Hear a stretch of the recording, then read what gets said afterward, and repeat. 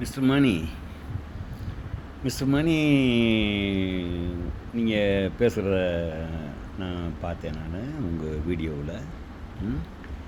இதில் நான் ஒன்று சொல்லட்டுமா? நான் விஜயோட தீவிர ரசிகன். எல்லாத்துக்கும் மேலே விஜயோட நல்லாட்சி அவர் இருக்கும் வரை தொடரும். வேறு யாரும் உள்ளே வர முடியாது. இது என்னோடய எண்ணம். நம்ம இந்து நலத்துறையோடைய இதை இது பெரிய பிரச்சனையாகும், அந்த பிரச்சனையாகும், இந்த பிரச்சனை, எந்த பிரச்சனையும் ஆக வேண்டிய அவசியம் இல்லை மிஸ்டர் மணி. ஓகேயா? இதில் நம்ம கவர்மெண்ட் என்ன, தமிழ்நாடு கவர்மெண்ட் என்ன தெரியுமா சொல்லணும்? We have no objection, we leave to court. அப்படி தான் ஸ்டாண்ட் எடுக்கணும். இதுக்கு வேறு எந்த வக்கீலும் வேணாம். என் பேர் சண்முகமுத்து. நான் மெட்ராஸ் ஹைகோர்ட்டில் அட்வொகேட்டாக இருக்கேன். 83 என்ரோல்மெண்ட்டு, கிட்டத்தட்ட 45 வருஷம் எக்ஸ்பீரியன்ஸ் இருக்குது. இப்போ மிஸ்டர் விஜய், அவர் ஆனரபிள் விஜய் என்னை அவர் சார்பாக, அவங்க சார்பாக போடுறாங்கன்னு வச்சுக்கோங்க. என்னோடய ஆர்கியூமெண்ட் என்னவாக இருக்கும்? Your lordship, Tamil Nadu government does not have any objection. அவ்வளோதான். இன்னத்தை என்னமோ கொள்ளையடிச்சாலுங்கிறீங்க. யாருங்க கொள்ளையடித்தான்? அல்லலியா பாபு போய் சொல்கிறீங்களா? இல்லை அதுக்கு முன்னாடி வேறு யாரையாவது சொல்கிறீங்களா? இந்த அறநிலைத்துறை எத்தனையோ லட்சம் சொத்தை காணாம்னு சொல்கிறாங்க. யாருங்க இப்போ மீட்டு கொடுத்துருக்கா? அல்லலியா பாபு மீட்டு கொடுத்துருக்காரா? இருக்கிற தங்கத்தை பூரா உருக்கி அதை நகையாக மாற்றி எண்ணத்தையை பண்ணி அதில் ஊழல் பண்ணியிருக்கீங்க. அக்கௌண்ட்டில் இருந்த பணத்தில் முக்கால்வாசி பணத்தை காணும். அப்போ நீங்கள் இப்போ என்ன நீங்கள் சொல்கிறீங்க? நீங்கள் இந்து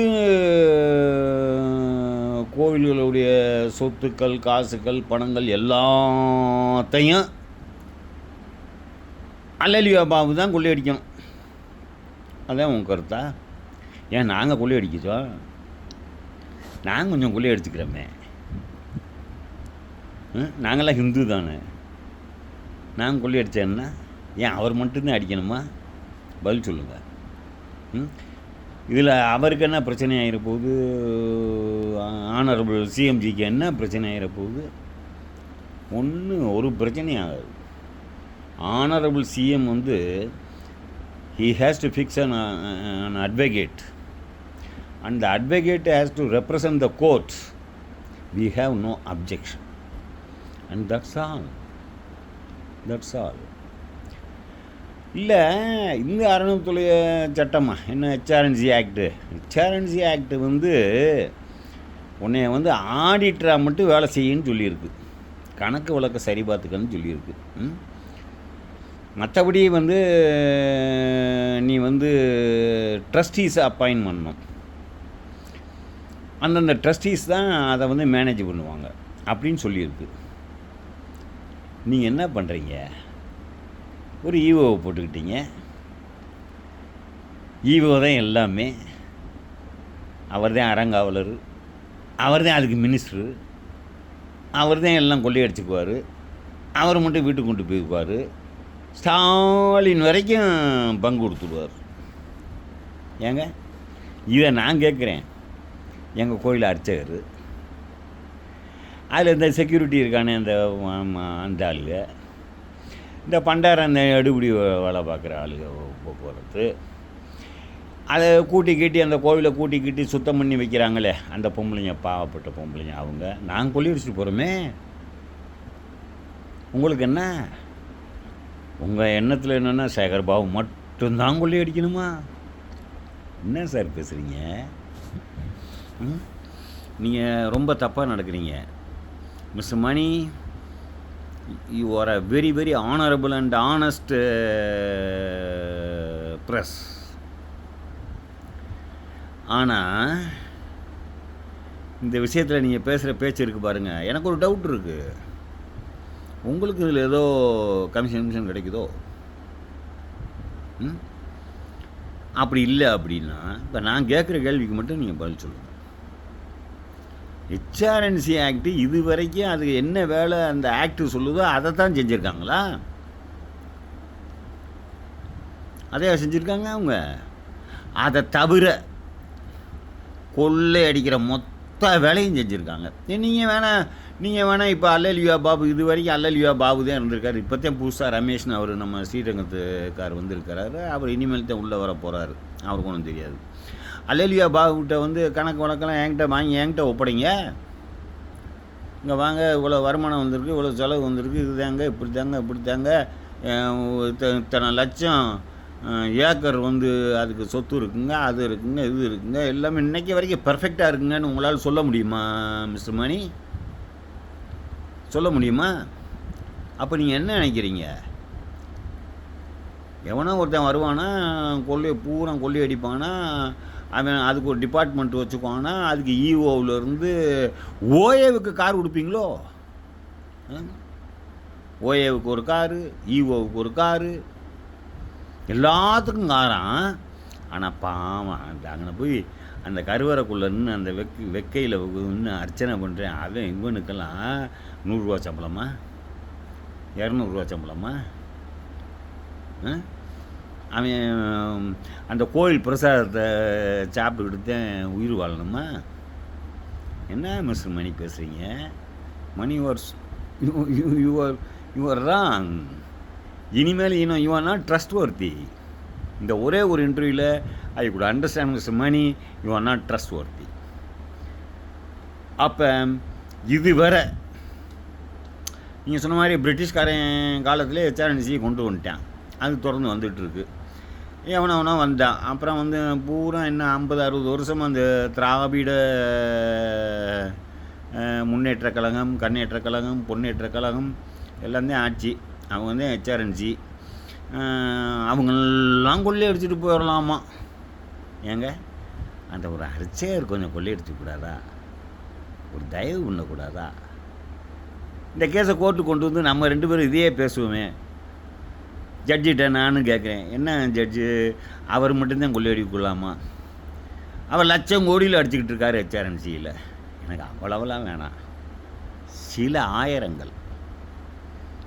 ஆயிரங்கள் என் குடும்பத்தில், என் பொண்டாட்டி பிள்ளை, என் படிப்பு போக்குவரத்து, எனக்கு குடியிருக்கிற ஒரு சின்ன வீடு, 2 வேளை சாப்பாடு என் பிள்ளைகளுக்கு, உடுத்த துணிமணி, படிக்கிறதுக்கு காசு, இது போதும். இதை மட்டும் நான் கொள்ளையடிச்சுக்கிறேன். அதுக்கு உங்களுக்கு கணக்கு வழக்கு கொடுக்குறேன். இதுக்கு நான் உங்களுக்கு கணக்கு வழக்கு கொடுக்குறேன், வாங்கிக்கங்க. அதில் ஏதாவது அநியாயம்னா சொல்லுங்கள். இதை விட்டு அடிப்பீங்களாம், லட்சம் கோடி அடிப்பீங்களாம். ஆனால் உங்கள் கண்ட்ரோலுக்கு தான் கொண்டு போகணுமா?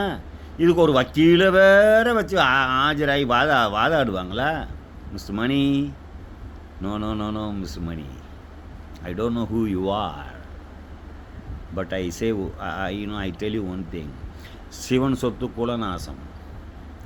இப்போ நீங்கள் பேசுகிற பேச்சே சிவன் சொத்தை நீங்கள் கொள்ளையடிக்கிறீங்க. அது வம்சத்தை அழிச்சிடும். இது வரைக்கும் வந்துக்கிட்டு தான் இருக்குது, எங்கேயும் வராமல் ஒன்றும் இல்லை. உங்களுக்கு தெரியுமா? திருச்செந்தூர் கோயிலில் வந்து அந்த ஈஓவை மிரட்டி அந்த வைர வேலை திருடணும்னு அந்த எம்எல்ஏ வந்து பிரச்சனை பண்ணான். ஈஓ முடியாதுன்னு சொல்லவும் அந்த ஆளை கொலை பண்ணி தூக்கில் கொண்ட மாதிரி போட்டு, தூக்கில் தூங்கிட்டேன், தற்கொலை பண்ணிக்கிட்டேன் அப்படின்னீங்க. அந்த வைர வேலை கொள்ளையடிச்சு போயிட்டீங்க. யார்? அந்த லோக்கல் எம்எல்ஏ. கரெக்டாக ஒரே வருஷத்தில் வேல்முருகனுங்கிற ஒரு லாரி அதே தேதியில் அவனை ரோட்டில் அடித்து தூக்கி ஸ்பாட் அவுட் ஆகிட்டான். இதை விசாரித்து பாருங்கள், உண்மையாக போய் விசாரித்து பாருங்கள். சரி, அப்போ வந்து ஏடிஎம்கே பீரியடு, நம்ம புரட்சி தலைவர் எம்ஜி ராமச்சந்திரன் நேர்மையானவர். அவரை மிஞ்சின ஒரு என்ன சொல்கிறது, ஒரு சிஎம் வந்து என்னை கேட்டால் இப்போ நம்ம சிஎம் தான், ஆனரபிள் அவர் நம்ம விஜய்ஜி தான் இருக்கட்டும். இனிமேல் தான் அவரோடதெல்லாம் நம்ம பார்க்க போகிறோம். இப்போ அவரை பற்றி நம்ம பெருசாக ஒன்றும் சொல்கிறதில்ல. பட் நான் என்ன சொல்கிறேன், இது கட்சி நம்ம இதுக்கு பங்கம் வந்துடும் அப்படி இப்படின்னு சொல்லி அதெல்லாம் மறைச்சு அந்த வேலை கொண்டு போய் அவர் வந்து நம்ம எம்ஜிஆர் கொண்டு போய் அதை வந்து அவர் இதுக்குள்ளே வச்சுக்கிட்டு அவனை இந்த அசிங்கப்படாமல் காப்பாற்றணும்னு நினச்சார் பார்த்தீங்களா? அப்போ தான் எம்ஜிஆருக்கு வாய் இழுத்துக்கிருச்சு. அவன் அந்த எம்எல்ஏ ஸ்பாட் அவுட்டு ஆக்சிடெண்ட்டில் 1 இயரில் எம்ஜிஆருக்கு வாய் இழுத்துக்கிருச்சு. அப்போ இதே அண்ணா திராவிட முன்னேற்ற கழக பக்தர்கள் பூரா பாத யாத்திரை போனாங்களா மிஸ்டர் மணி? இது உங்களுக்கு நல்லா தெரியுமில்ல mister Mani? I think you are of my age. அப்போ எல்லோரும் பாத யாத்திரை போனாங்க. எதுக்காக பாத யாத்திரை போனாங்க? எம்ஜிஆரை காப்பாற்றணுங்கிறதுக்காக. எம்ஜிஆர் அமெரிக்காவுக்கு ஆஸ்பத்திரி போயிட்டார், திரும்பி உயிரோடு வரமாட்டார் அப்படின்னு நம்ம கலைஞர்லாம் நினச்சார். ஆனால் அவர் வந்துட்டார். எப்படி வந்தார், என்ன வந்தார்? அந்த வேலை கொண்டு போய் மூகாம்பி கோயில் உண்டியலில் போட்டதாக சொல்கிறாங்க நியூஸு. எங்கிட்ட கடவுள்கிட்ட கொண்டு போய் சேர்த்துட்டார். அது அவர் கையில் இருந்த வரைக்கும் தான் பிரச்சனை. ஆனாலும் அந்த வாய் அவர் பண்ண தப்புக்கு அந்த வாய் இழுத்துக்கிருச்சு, எல்லாம் போச்சு. ஹவவர் வாயே பேசாமல் சாகிற வரை ஆட்சியில் இருந்தார். அது ஏன் தெரியுமா? அவர் அந்த கடவுள் மேலே வச்சுருந்த நம்பிக்கை தான். அதனால தான் என்னோட பர்பஸ் என்ன, யூ ஆர் த சிஎம். வாய் வலையிலன்னா, கை வலையிலன்னா, கால் வலையிலன்னா, அது வலைனா, இது வலைனா, யூ ஆர் த சிஎம் யா அன்டில் யூ டை. முருகன் கொடுத்தார் அந்த வரத்தை. அதனால் அவர் சாகிற வரை சிஎம்மாக இருந்து இறந்தார். அந்த அவனுக்கு வந்து அதை அவனை நம்ம கட்சி அந்த அசிங்கத்துக்கு பயந்துக்கிட்டு அவனுக்கு துணை போன அந்த ஒரே ஒரு காரணத்துக்காக தான் எம்ஜிஆருக்கு வாய்ப்பு போச்சு. சரி, அதை விடுங்க. இப்போ நம்ம எக்ஸ் சிஎம் இருக்காரே, சிஎம் என்ன டெபுட்டி சிஎம், அவர் பேர் என்ன, உதயநிதி. போன எலெக்ஷனில் முருகன் வேஷம் போட்டுக்கிட்டு வேலை கையில் தூக்கிக்கிட்டு அங்கேயும் இங்கேயும் ஓடி ஓடி ஓடி ஓடி ஓட்டு கேட்டாரா? நீங்கள் பார்த்தீங்களா?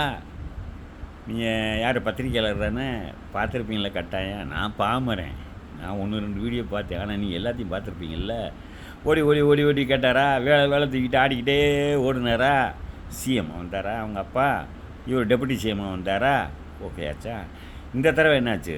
திருப்பரங்குன்றம் கோவிலோட இடத்துல எங்கே வேணாலும் ஏன் வேணாலும் விளக்கேற்றிட்டு போகிறேன். உனக்கு என்ன வேணும் தானே? உன் வீட்டில் வந்து ஏற்றுனானா? என் வீட்டில் வந்து ஏற்றுனானா? இல்லை அல்லா வீட்டில் வந்து ஏற்றுனானா? சிக்கந்தர் வீட்டில் வந்து ஏற்றுனானா? அவன் இடத்துல அவன் ஏற்றுறான். உனக்கு என்ன? அதை போய் தடுத்து நிப்பாட்டினே இல்லை. போட்டானா உடனே நல்லா போட்டானா? நீ வேலை தூக்கிட்டு ஆடினப்பெல்லாம் உன்னை டெபுட்டி சிஎம். இன்றைக்கி அங்கே விளக்கேற்ற விடலைனுங்க, உன்னை ஒட்டு மொத்தமாக போட்டு விட்டேன். முடிஞ்சவங்க அதை இப்போ தெரியுதா?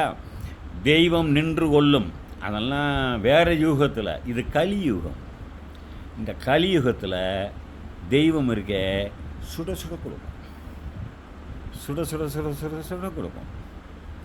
எங்கள் சிஎம் இருக்காரே ஜோசப் விஜய், அவர் கிறிஸ்டின் தான், ஓகேயா? ஆனால் அவர் தான் மத சார்பற்ற ஒரே தலைவர். அவர் தான் மோடிக்கு அப்புறம். யாருக்கு அப்புறம்? மோடிக்கு அப்புறம், ஓகேயா? மோடி மத சார்பற்ற தலைவர். அதுக்கப்புறம் யார் அப்படின்னா ஆனரபிள் சிஎம் வந்து நம்ம விஜய்ஜி, மத சார்பற்ற தலைவர். அவர் வந்து தர்காவுக்கு போனார், பள்ளிவாசல் போனார், சர்ச்சுக்கு போனார், ஷிரடி சாய்பாபா கோயிலுக்கு போனார், திருச்செந்தூருக்கு போனார். திருச்செந்தூரில் போய் ஒருத்தன் நான் வேண்டுதல் வச்சேன்னா அது அப்படியே நடக்கும். திருச்செந்தூர் போய் வேணாரா? என்ன வேண்டியிருப்பார்? நானே சிஎம்மாக வரணும், வந்துட்டாரா? புரியுதா உங்களுக்கு? அவர் எல்லா மதத்தையும் சமமாக நினச்சி எல்லாருக்கிட்டையும் போயிருக்கிறாரு. எனக்கு ஒரு பெரிய மேஜர் சர்ஜரி, நான் உயிரோடு வெளியே வருவேன்னு டாக்டர் சொல்லலை, உத்தரவாதம் கொடுக்கல. அப்போ நான் யாரை தெரியுமா வேணேன், அஜ்மீர் தர்காவில் தெரியுமா உங்களுக்கு, அவர் பேர் வந்து காஜா மொயினுதீன் அவுலியா. அவர்கிட்ட என் வேண்டுதலை வச்சேன், இந்த தடவை மட்டும் என்னை காப்பாற்றி விட்டுரு, எனக்கு ஏதோ கொஞ்சம் வேலையில் பிள்ளை ஊட்டியெல்லாம் இருக்குது, அதுகளுக்கு என்னத்தையாவது பண்ணி கரெக்ட் பண்ணி விட்டு அப்புறம் என்னை கூப்பிட்டுக்கப்பா, இப்போ மட்டும் என்னை காப்பாற்றி விட்டுறப்பான்னு அவர்கிட்ட வேணுனேன். நான் வந்து ஒரு ஹிந்து, இதுவரை 3 தடவை போயிருக்கேன் அஜ்மீருக்கு, இந்த வேண்டுதலை வச்சுருக்கேன், 4வது தடவை போகணும். புரியுதா உங்களுக்கு? எங்களுக்கெல்லாம் இந்த மதங்க தான், அதெல்லாம் லொஸ்லாம் கிடையாது. எங்களுக்கு நம்பிக்கை ஒன்று தான். அஜ்மீர் காஜா மொயினுதீன் வந்து என்னை காப்பாற்றினான்னா அவன் தான் எனக்கு எல்லாமே. முருகன்லாம் அப்புறம் தான். இப்போ நான் போகணும், என்கிட்ட கொஞ்சம் பண வசதி இல்லை. அந்த பண வசதியெல்லாம் ரெடி பண்ணிக்கிட்டு நான் அஜ்மீர் போய் அந்த தர்காவில் போய் அவர் மேலே விழுந்து நான் கும்பிட்டு அழுது எடுத்து நன்றி சொல்லிவிட்டு நான் திரும்பி வரணும். அதுதான் நாங்கள்லாம் மத சார்பற்றவங்க. அதே மாதிரி தான் விஜய்ஜி ஸ்ரீடி சாய்பாபா கோயிலுக்கு போயிட்டு வந்தார், திருச்செந்தூருக்கு போயிட்டு வந்தார், இந்து மத கோயிலுக்கு போகிறாரு, அங்கே போகிறாரு, இங்கே போகிறாரு. எல்லாத்துக்கும் மேலே அவரோட குரு யார்? ராதன் பண்டிட். புரியுதுங்களா? அதுதான் அவரோட குரு. அப்போ அந்த ஒரே காரணத்தினால அவர் இன்றைக்கி சிஎம் அடிச்சு தூக்குனார். திருச்செந்தூர் முருகன் வந்து நீ தாண்டா சிஎம் அப்படின்னு அவர் அப்பயே டிசைட் பண்ணிட்டார். நீங்கள்லாம் என்ன ப்ரீ போல் அது போஸ்ட் போல் அது இது அப்படின்லாம் பண்ணீங்க. நீங்கள் எல்லாம் என்னென்னமோ பெரிய பெரிய ஆளுகள்லாம் பண்ணாங்க.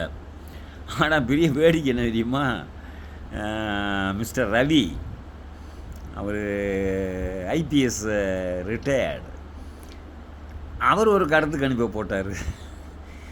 யாராவது அவர் கருத்து கணிப்புக்கு மதிப்பு கொடுத்தீங்களா? அவரை நம்புனீங்களா? ஆனால் இன்றைக்கி என்ன நடந்துச்சு? அவர் கொடுத்த கருத்து கணிப்பு தான் நடந்துச்சு. சரிதானே?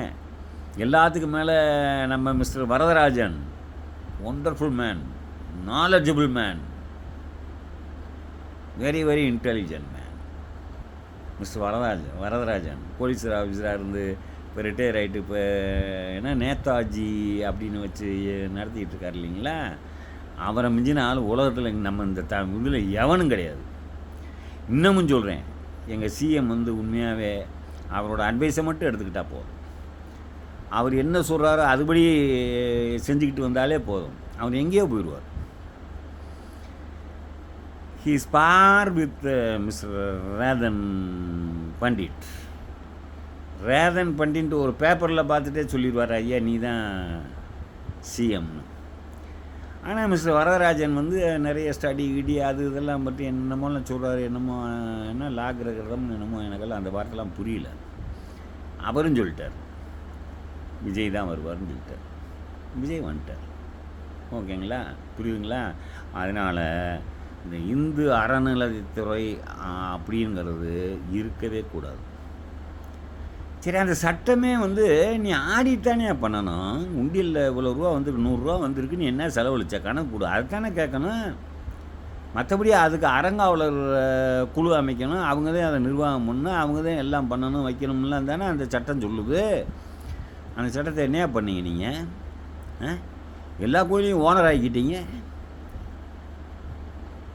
பூரா கோயிலுக்கு நீங்கள் தான் ஓனர் ஆகிக்கிட்டீங்க. கொள்ளையே அடித்தீங்க, கோயில் சொத்தெல்லாம் அடித்தீங்க. சிவன் சொத்து குலநாசம்ங்கிறதுக்கு இப்போ பாருங்கள், இதுதான் நல்ல உதாரணம். சிவன் சொத்து குலநாசம். அந்த காசு எங்கே போச்சு?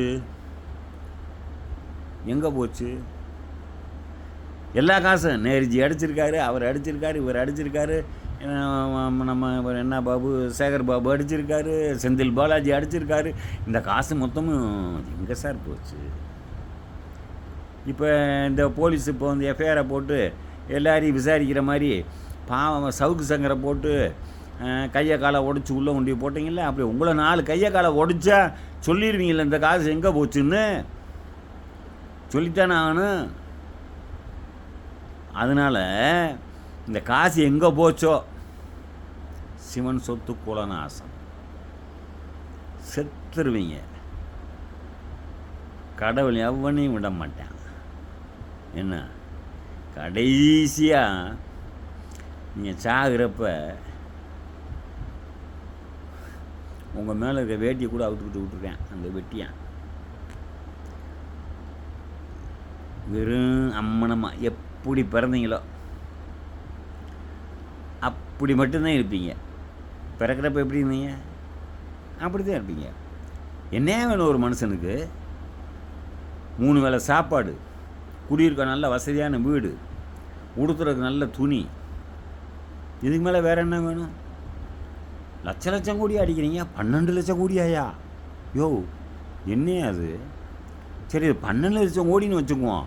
அப்போ இந்த அறநிலைத்துறை இருக்கே, இதில் மட்டும் எத்தனை லட்சம் கோடியா? நீங்கள் ஒரு வெள்ளை அறிக்கை விடுங்க, விடுங்க, பார்த்துப்போம். ஒரு அர்ச்சகர் அந்த கருவறைக்குள்ளே உட்காந்து ஒலன்னு உழைச்சி பேருக்கு விறுவிறுப்பு சாமி கும்பிட்டுருக்கான். அவனை கொள்ளையடிக்க விடு, அவன் கொள்ளையடிச்சிட்டு போகிறான். ஏன்னா அவன் உழைச்சிருக்கான். இப்போ கூட நான் என்ன சொல்கிறேன், ஒன்றும் இல்லை, எல்லா அர்ச்சகர் எவனாக இருந்தாலும் சரி, ஆளுக்கு 50,000 ரூபா சம்பளம் மாதம் போடு. அவன் கொள்ளையடிச்சா நியாயம் இருக்கியா? எவனோ ஒருத்தன் எங்கேயோ வருவானா, உட்காருவானா, மினிஸ்டரும்பானா, பூராத்தையும் கொள்ளையடிச்சு கொண்டு போவாங்களாம். இதை மினிஸ்டர் அப்படிங்கிறதுக்கு மேற்பட்ட மினிஸ்டர்னு 10 பேர் பங்கு போட்டுக்குவாங்களாம். கடவுள் இதெல்லாம் பார்த்துக்கிட்டு இருப்பாரா? இதுக்கு நான் உங்கள் உதயநிதி ஸ்டாலின் முருகன் வேலை பிடிச்சிக்கிட்டு ஜெயிச்சு வந்துட்டு அப்புறம் திருப்பரங்குன்றத்தில் ஏற்ற விடாமல் இருந்து தோற்று போனதை மட்டும் நான் சொல்லலை. நான் எம்ஜிஆர், புரட்சி தலைவர் எம்ஜிஆரையே சொல்கிறேன்.